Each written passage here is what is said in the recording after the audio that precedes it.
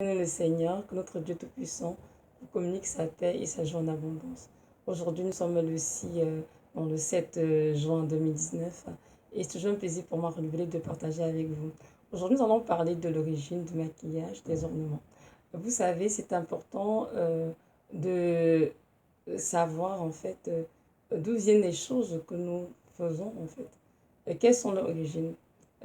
Pendant plusieurs années, les filles du Seigneur, aussi les garçons, ont été corrompus, séduits par des pratiques mondaines, le plaisir des ténèbres. Ils sont retrouvés à se maquiller, à peindre les sourcils, etc., pour paraître plus belles, plus beaux. Alors que notre Dieu nous a jamais demandé de changer, de corriger ce qu'il avait fait.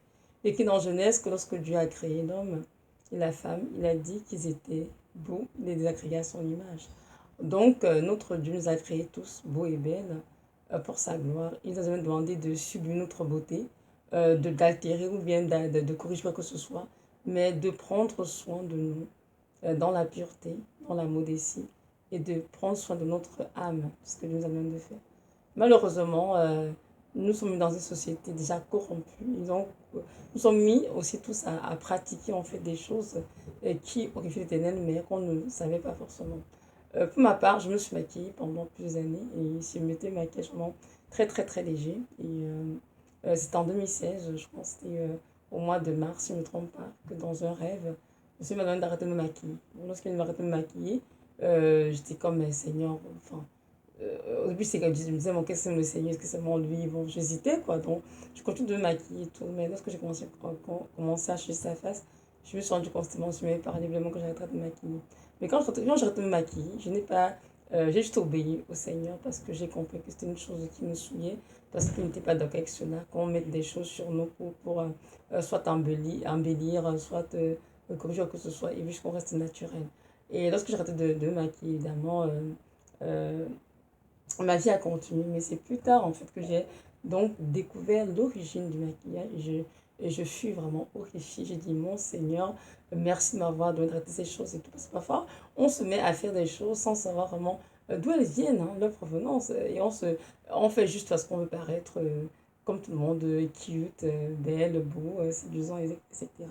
Mais c'est important en tant qu'enfant de Dieu de s'arrêter, parfois de se poser la question, ce que je fais, de quel cœur c'est né, ça vient d'où? De Satan ou de Dieu? Est-ce que ce que je fais est vraiment pour la gloire de Dieu? Quand même, il faut toujours retenir qu'il est écrit dans 1 Corinthiens 6, 19 à 20 que nous sommes le temple du Saint-Esprit et que nos corps appartiennent au Seigneur. Donc c'est important de prendre soin de ce temple avec, avec beaucoup d'amour, de tendresse et de ne pas appliquer sur ce temple que nous sommes n'importe quoi, n'importe quel produit dans le but de paraître beau ou belle. C'est très important de nous assurer que ce qu'on met sur notre peau est vraiment pur et qu'il n'y a rien qui vienne nous souiller. Donc voilà, je vais d'abord lire un peu dans la parole, juste pour nous mettre en compte, nous comprenons bien ce qui s'est vraiment passé dans le temps, pour que aujourd'hui on se retrouve à se maquiller pour se faire beau, belle. Donc voilà, le texte se trouve dans Genèse 6, verset 4, ça dit ceci. Les géants étaient sur la terre en ces temps-là. Après que les fils de Dieu furent venus vers les filles des hommes et qu'elles leur eurent donné des enfants.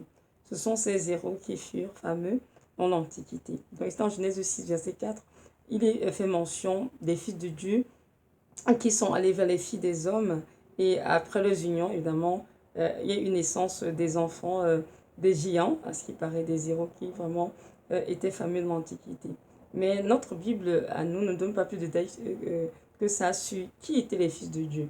Mais je connais un livre, hein, le livre d'Enoch, que vous avez lu vous-même, en tout cas pour ceux qui le connaissent, qui l'ont lu.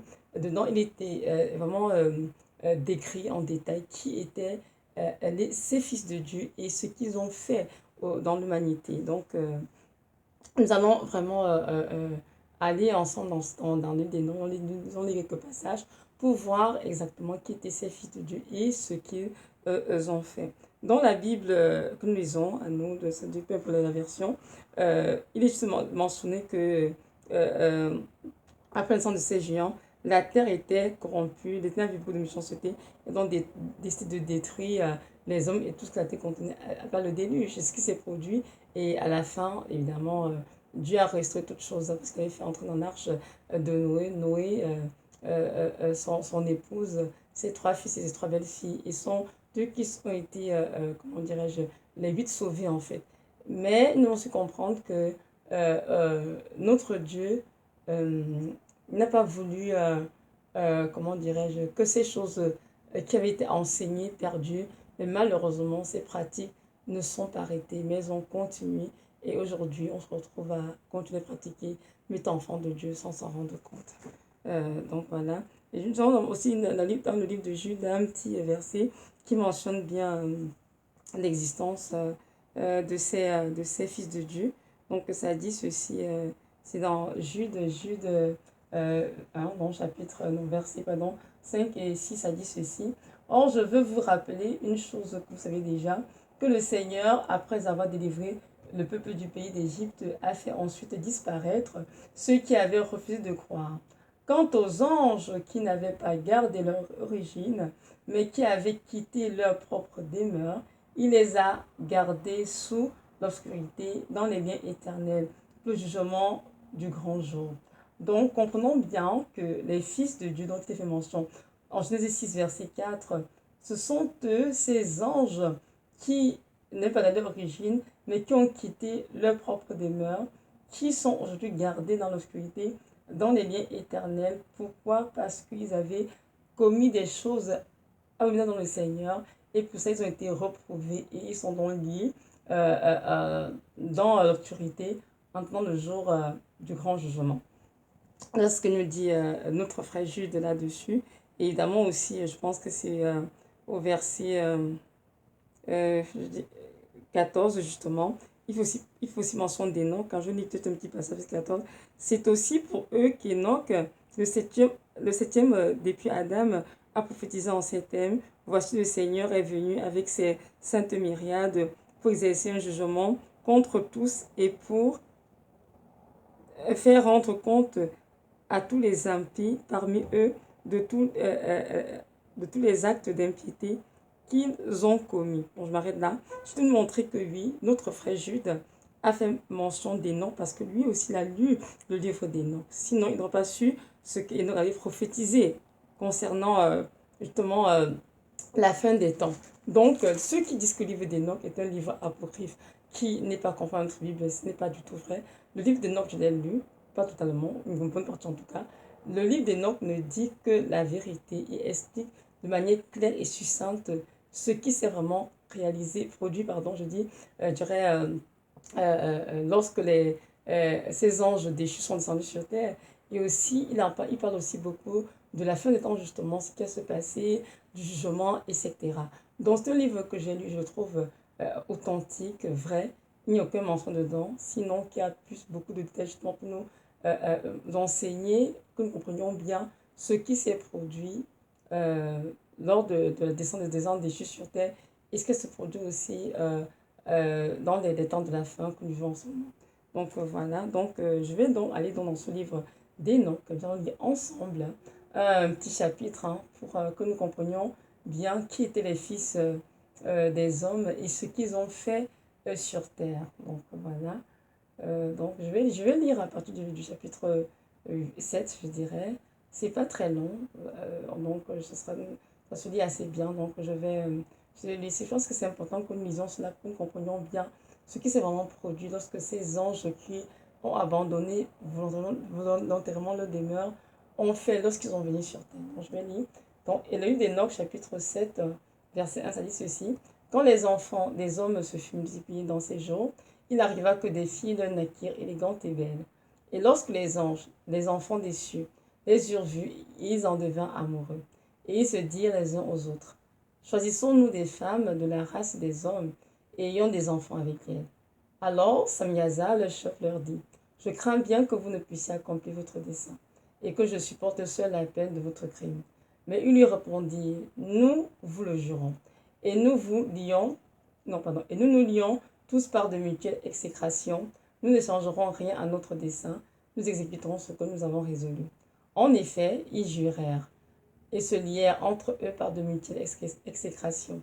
Ils étaient au nombre de 200, qui descendirent sur Aradis, lieu situé près du mont Hermon.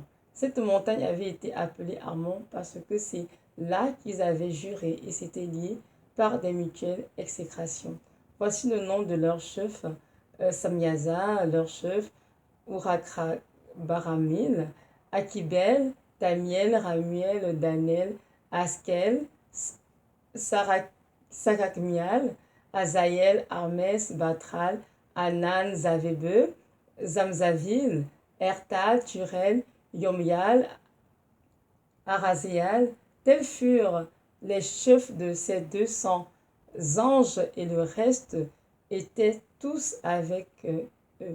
Et ils se choisirent chacun une femme et ils s'en approchèrent et ils cohabitèrent avec elle. Et ils leur enseignèrent la sorcellerie, les enchantements et les propriétés des racines et des arbres. Et ces femmes conçurent et elles enfantèrent des géants, dont la taille avait 300 coudées. Ils dévoraient tout ce que le travail des hommes pouvait produire, et il devint impossible de les nourrir. Alors ils se tournèrent contre les hommes eux-mêmes afin de les dévorer, et ils commencèrent à se jeter sur les oiseaux, les bêtes, les reptiles, les poissons, pour se rassasier de leur chair et se désaltérer de leur sang. Et alors la terre reprouva les méchants. Donc ça, c'est le livre des Nombres, chapitre 7, qui nous décrit donc les fils de Dieu dont il fait mention.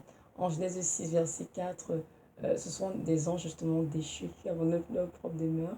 Ils sont au nombre de 200, ils sont mis sur terre, ils sont liés donc pas de mutuelle exécration et ils ont donc juré de prendre des femmes entre les filles des hommes. C'est ce qu'ils ont fait et avec eux, ils ont commis l'adultère et ils ont donc donné dans naissance aux géants dont il est fait mention dans la parole que nous lisons.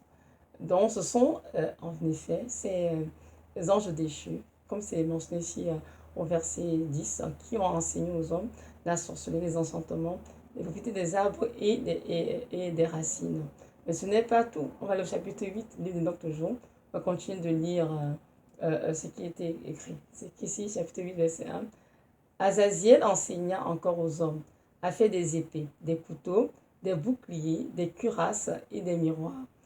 Il leur apprit la fabrication des bracelets et des ornements, l'usage de la peinture, l'art de se peindre les sourcils, d'employer des pierres précieuses et toute espèce de teinture, de sorte que le monde fût corrompu.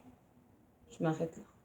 Donc ici, sans l'ombre d'un doute, il est clair que ce sont les anges déchus qui ont enseigné aux hommes la fabrication des bracelets, des ornements, de la peinture, l'art de se peindre les sourcils. Donc, comprenons bien que se maquiller n'est pas né du cœur de Dieu. Le maquillage et tous les ornements qui viennent avec sont l'œuvre de Satan au travers des anges déchus, tout simplement. Et ces anges ont enseigné tellement de mauvaises choses aux hommes, en fait, que la terre fut donc corrompue. Et depuis l'enfant de la corruption, nous savons tous, et les enfants de Dieu aujourd'hui copient ces pratiques mondaines et se disent et pensent que ce sont de belles choses en fait, alors que non. Le Seigneur reprouve cela. Il est vraiment temps que nous comprenions que ce que nous faisons dans notre vie a toujours une provenance et que c'est important de savoir tout ce que nous faisons, ça vient d'où? Qui a appris cela aux hommes? Pendant de longues années, je me suis maquillée. Je maquillais vraiment très très légèrement, sans pourtant en exagérer, mais je me suis posé la question de savoir en fait d'où venaient toutes ces choses. Moi, c'était comme toutes les femmes, l'église se maquillent, bon, sans plus quoi. Pourquoi se pose autant de questions? Mais lorsque j'ai oublié le Seigneur, en train de maquiller j'ai repris un temps en 2016, c'est bien après en fait que j'ai découvert que c'était ces anges qui avaient enseigné aux hommes l'art de se peindre les sourcils en fait. Et j'ai compris en fait que Seigneur, nous sommes en train en fait comment dirais-je, de louer les yeux des ténèbres en faisant ce genre de choses, en nous maquillant, parce que tu as besoin de nous maquiller, et c'est vrai, il est écrit dans la parole, hein, dans le psaume 139 et tout, que tes yeux sont admirables et mon âme le reconnaît bien, que c'est une créature si merveilleuse, c'est la parole. Donc, il nous a créés, et il nous a demandé qu'on l'aide corriger notre couleur de peau, le couleur des yeux, ou bien qu'on change quelques nuances, je ne sais où. Non. Dieu nous a appelés à prendre soin de notre corps comme étant le temple du Saint-Esprit afin d'offrir à Dieu un sacrifice saint et agréable, ce qui est agréable, tout simplement, ce qui sera un culte raisonnable de notre part. Mais nous avons été tous séduits, je veux dire la majeure partie des chrétiens, par, on va dire quoi, Hollywood, hein, la mode, euh, se maquiller, autour de choses, et utiliser les lentilles cornéennes, enfin, les faux cheveux, autour de choses en fait. Et on prend toutes ces choses, on met sur nous. On se dit que ces ornements en fait font plaisir au Seigneur et c'est pour ça que ça nous embellit. Alors que c'est absolument faux, ça nous embellit, au contraire, ça nous suit comme ça se doit. Et dans le monde spirituel, on dégage un parfum nauséabond dans notre Seigneur. Alors qu'étant des pierres précieuses, étant des filles du Seigneur, devions plutôt dégager un parfum de bonne odeur qui lui soit agréable à ses narines. Mais ce que nous ne faisons pas lorsque nous nous maquillons, malheureusement, lorsque nous pratiquions quelque péché que ce soit. Donc, c'est ça. Donc, comprenons aujourd'hui avec cette vidéo que ce sont les anges déchus qui ont abandonné leur demeure du ciel volontairement, qui ont enseigné aux hommes la fabrication des bracelets, les ornements, l'art de se peindre les sourcils, la sorcellerie, etc., etc. Donc, c'est le temps, toi qui es dans ce moment, si tu ne sais pas cela, c'est bien que Dieu ait permis que tu fasses cette vidéo pour que tu comprennes donc qu'à chaque fois que tu te mets dans le miroir pour te maquiller, tu es en train d'élever Satan, tu es en train de glorifier ces anges-là. Et on te dit qu'aujourd'hui, ils sont enchaînés dans l'obscurité éternelle en attendant le jugement, le jour, lors du grand jugement. Donc, c'est le temps vraiment pour toi de repentir, de prendre conscience que non, ces choses-là ne sont pas de Dieu. Même si le monde acclame cela, comprends bien qu'en tant qu'enfant de Dieu, quand tu es un enfant de Dieu qui craint le Seigneur, cette pratique est une abomination devant le Seigneur et tu devrais donc arrêter et ne pas copier le monde. N'oublie pas que toi et moi, nous sommes des citoyens du ciel et que nous allons retourner au ciel un jour. Donc, c'était, nous ne sommes que des voyageurs et étrangers. Et notre patrie, elle est céleste. Donc, nous ne pouvons pas, dans ce monde en copiant du monde, nous contraindre, nous devons être, continuer à dire des flambeaux, dans ce monde, et briller par nos œuvres. Amen. Nous sommes la lumière du monde, la terre de la parole et tout. Donc, c'est important que nous soyons vraiment des vases sanctifiés dans cette génération corrompue et perverse afin de faire refléter la gloire de Dieu par ce que nous faisons, par notre façon de parler, de nous tenir, de nous habiller, de traiter, enfin, de nous comporter, de prendre soin de notre corps. C'est très important. Il faudrait que lorsqu'on voit des filles païennes qui ne connaissent pas Dieu, et des femmes qui connaissent Dieu, qu'on y voit une vraie différence dans la façon de s'habiller, de se tenir, comment dire, de parler, de se comporter. Mais si aujourd'hui on se rend compte que on se rend compte aujourd'hui, pardon, pas que si, on se rend compte aujourd'hui que les filles du Seigneur, même pas elles sont mon Dieu, plus impudiques même que les païennes. Hein. Elles sont vraiment habillées de manière très audacieuse, très souvent maquillées aux trans. Et c'est sûr que toutes ces choses, euh, malheureusement, attristent fortement le cœur de Dieu. Et en passant, toutes ces femmes qui se maquillent de la source, qui mettent toutes ces choses du diable sur elles, donc je pense que le maquillage, hein, maquillage, make-up, fond de teint, vernis à ongles, les lentilles cornéennes, les faux cheveux, les rallonges, enfin la laine, les faux ongles, les faux cils, toutes ces choses, elles ne pourront jamais entrer au ciel avec ces choses, malheureusement.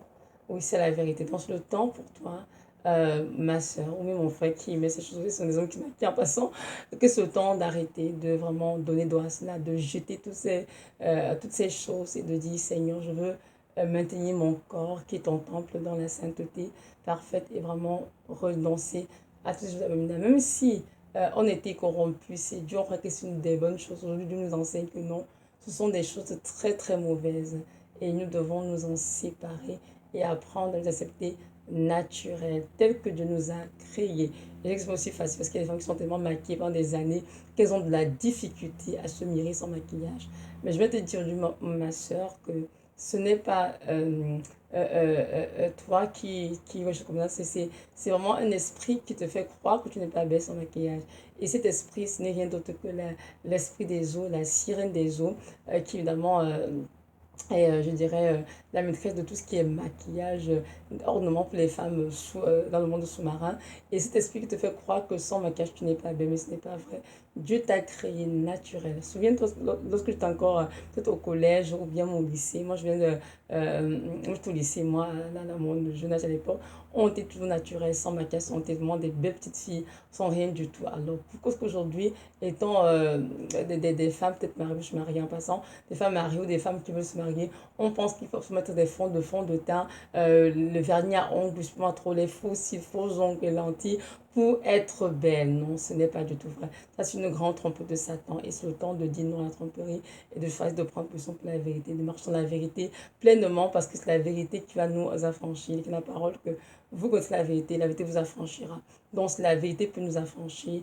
Et lorsqu'on a la vérité, on ne peut plus reculer en arrière. On ne peut plus dire Seigneur, je continue quand même dans un malgré. Non, mais c'est quand même des sœurs qui ont fait des questions et même sans se maquiller juste légèrement, que c'est si grave et tout. Mais moi, je répondrais, c'est un peu comme dire au Seigneur, je péchais un tout petit peu. Est-ce qu'un petit péché, est-ce que je vais mentir un peu, est-ce que c'est si grave? Pas quelqu'un qui ment trop. Non, un péché, c'est un péché pour nous, Seigneur. Que ce soit petit, moyen, gros, pour Dieu, ça n'a pas d'importance. Ce sont les dieux des hommes qui catégorisent le péché. Un péché, c'est un péché, un point, c'est tout.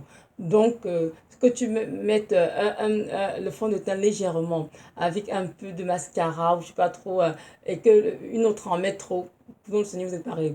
Vous avez péché parce que vous avez mis sur votre peau des choses abominables tout simplement. Donc, c'est le temps vraiment de dire non à ces choses, d'y renoncer, de se repentir, de nous, Seigneur, de nous purifier de toutes ces choses qui ont évidemment souillé hein, notre esprit, oui, notre âme et notre corps. C'est le temps de dire non à ces choses et de dire, Seigneur, je veux que je marche dans la pureté. Donc, c'est ça, la petite vidéo. C'est justement pour nous faire comprendre que, oui, ce que nous faisons aujourd'hui a bien une origine, mais ce sont les anges déchus qui ont enseigné aux hommes à se maquiller, à se peindre les sourcils, à faire la sorcellerie et toutes sortes d'autres choses abominables. Donc, en tant qu'enfants de Dieu, ne les copions pas. Au contraire, renonçons à ces eaux des ténèbres, condamnons-les et tenons-nous loin de ces choses, car elles ne feront qu'assombrir nos vies et nous conduire tout droit en enfer. Donc, voilà. Il y a beaucoup de personnes qui discréditent le livre des dents comme quoi c'est un livre fiable et tout, mais c'est un mensonge. Nous voyons pas qu'Enoch est le septième homme qui a marché avec Dieu hein, après Adam, et c'est un homme de qui Dieu rend un très beau témoignage, un homme qui était fidèle, qui aimait le Seigneur et qui a en plus été enlevé, qui n'a pas commis la mort, dont ses écrits sont des écrits authentiques, vraiment qui ont l'empreinte du Saint-Esprit. Et je les ai lus, comme je vous ai dit, et ce n'est pas du tout le mensonge. Je vous encourage vraiment à ne pas fermer la porte à ce livre, mais d'aller sur Google, de l'écrire, livre Enoch PDF, de le télécharger, et même de lire à la maison. Ça, vous serez vraiment très, très édifié. Et vous allez voir vraiment que dans ce livre, tout est bien détaillé sur beaucoup de choses dans nos vies, beaucoup d'aspects même au niveau de la parole, qui sont un peu flous. Les choses sont bien, bien rédigées, bien expliquées, et c'est très, très édifiant de lire cela. Donc, je vous encourage à aller vraiment vers le Seigneur, prier. Demandez-lui sur l'île d'Enoch est un livre authentique, c'est ce que vous pouvez le lire. Le Saint-Esprit, l'Esprit de vérité, ne vous mentira pas, il vous conduira dans toute la vérité. Donc voilà, c'est ça. J'aimerais juste me rappeler que notre Dieu revient bientôt. Là, ici, maintenant, surtout à mes sœurs, parce que je sais que les sœurs, elles aiment beaucoup, beaucoup se maquiller, parce qu'elles ont grandi dans cette société où les femmes se maquillent beaucoup, maman se maquille, les tantes se maquillent, donc elles ont copié ça dans la famille déjà. Mais je vais vous dire, mes sœurs en Christ, en tout cas pour vous qui aimez Jésus, qui craignez le Seigneur, ces choses que vous mettez sur votre peau sont des choses absolument nauséabondes spirituelles. Dans le monde naturel, vous paraissez peut-être belle hein, devant aux yeux des hommes. Oh oui, t'es séduisante, oh t'es ici avec ce lipstick, avec je sais pas trop, les lentilles de telle couleur, le fond de teint, les faux cils, etc. Dans le monde spirituel, le visage est comme des excréments. C'est absolument nauséabond dans le Seigneur. Donc c'est important vraiment que tu laisses ça tomber. Laissez ça tomber les soeurs. Ne mettez plus tout ce sur vos peaux, mais gardez beaucoup. Prenez vos peaux avec des crèmes adoucissantes, des crèmes simples, naturelles. Et laissez le Seigneur vous entretenir votre peau. Et vous accepter naturel, tel qu'il vous a créé. Donc c'est ça. Parce qu'avec ces choses, je disais ici dans la vidéo tout à l'heure, tantôt, avec ces choses sur vous, je vous assure que ce soit après la mort, sans repentance, que ce soit après l'enlèvement, vous n'irez pas aussi. Ça, c'est une certitude. Parce que dans le vous écoutez cette vidéo, j'ai fait cette vidéo, Dieu est vachement vous interpeller, que ce soit de vous réveiller.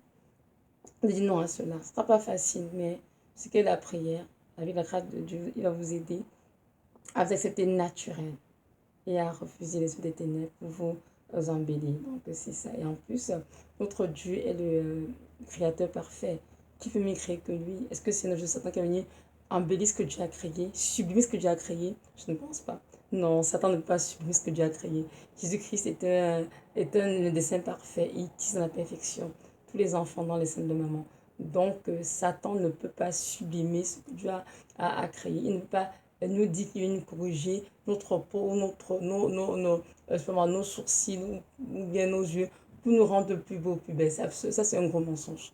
Non, c'est temps de dire non à cela et vraiment de se sentir, se préparer à aller réunion ici pour la venue du Seigneur de Nazareth, tout ce qui revient bientôt. Et que c'est important d'être prêt à chaque instant, à chaque moment. Que ne sent pas quand il reviendra. Mais si on est prêt, mieux sera pour tout le monde. Donc voilà. Donc merci on va écouter, soyez extrêmement bénis et que notre Dieu vraiment nous accorde à tous cette grâce de connaître la vérité, d'aimer la vérité, de vivre dans la vérité et de demeurer constamment dans la sainteté.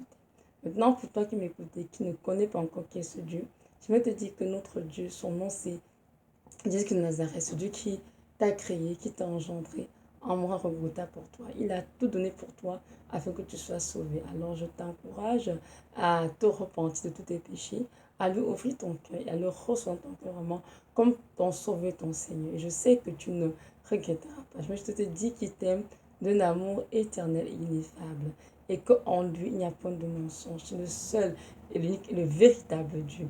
Tous les autres dieux que tu connais ici ne sont que des faux dieux. Donc je t'encourage vraiment à l'invoquer dans la prière, à chercher sa face. Et je sais qu'il se révélera à toi avec beaucoup de joie. Donc voilà, soyez béni au nom puissant de Jésus.